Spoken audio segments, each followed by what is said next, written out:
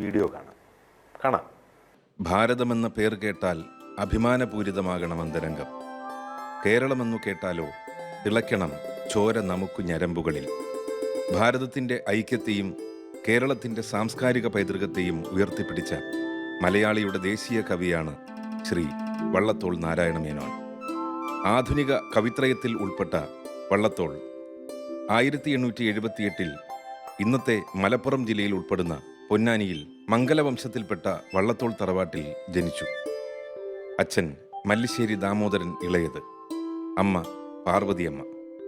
5-ാം വയസ്സിൽ പഠനമാരംഭിച്ച നാരായണ മേനോൻ 12 വയസ്സു കഴിഞ്ഞപ്പോഴേക്കും സംസ്കൃതത്തിലും മലയാളത്തിലും ആഴത്തിലുള്ള അറിവുകൾ നേടിയിരുന്നു. വളരെ ചെറുപ്പത്തിലെ തന്നെ നിരവധി ശ്ലോകങ്ങൾ രചിച്ചു. നാരായണ മേനോന്റെ നേതൃത്വത്തിൽ ഒരു സാഹിതീ സഖ്യവും രൂപം കൊണ്ടു. പിൽക്കാലത്ത് പ്രശസ്തരായ നിരവധി എഴുത്തുകാർ ഉൾപ്പെട്ടിരുന്ന ഈ സഖ്യം വള്ളത്തോൾ കമ്പനി എന്നാണ് അറിയപ്പെട്ടത്. നാരായണ മേനോന്റെ പിതാവ് കലാരസികനും കഥകളി കമ്പക്കാരനുമായിരുന്നു. കഥകളിയുടെ സൂക്ഷ്മ രഹസ്യങ്ങൾ മകന് മനസ്സിലാക്കി കൊടുക്കാൻ അദ്ദേഹം പ്രത്യേകം ശ്രദ്ധിച്ചിരുന്നു. കേരളത്തിൻ്റെ മഹത്തായ ഈ കലാരൂപത്തോടുള്ള അഭിനിവേശമാണ് പിൽക്കാലത്ത് കേരള കലാമണ്ഡലം എന്ന ആശയത്തിന് ഊർജം പകർന്നത്. കേരളത്തിൽ സ്വാതന്ത്ര്യ സമര പ്രസ്ഥാനം ശക്തമായ കാലത്ത് വള്ളത്തോൾ സജീവമായി രംഗത്തു വന്നു.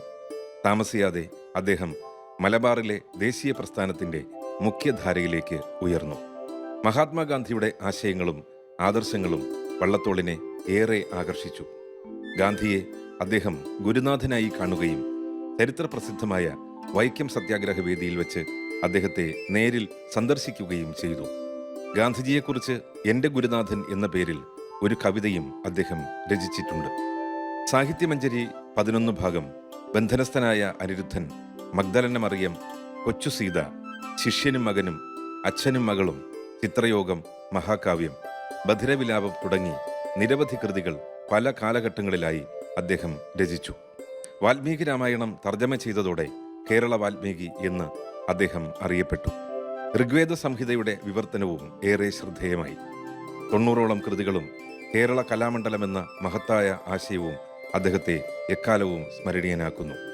1958 മാർച്ച് 13 ആ കവി സാർവഭൗമൻ കാലയവനികയ്ക്കുള്ളിൽ മറഞ്ഞു. വീഡിയോ കണ്ടില്ലേ?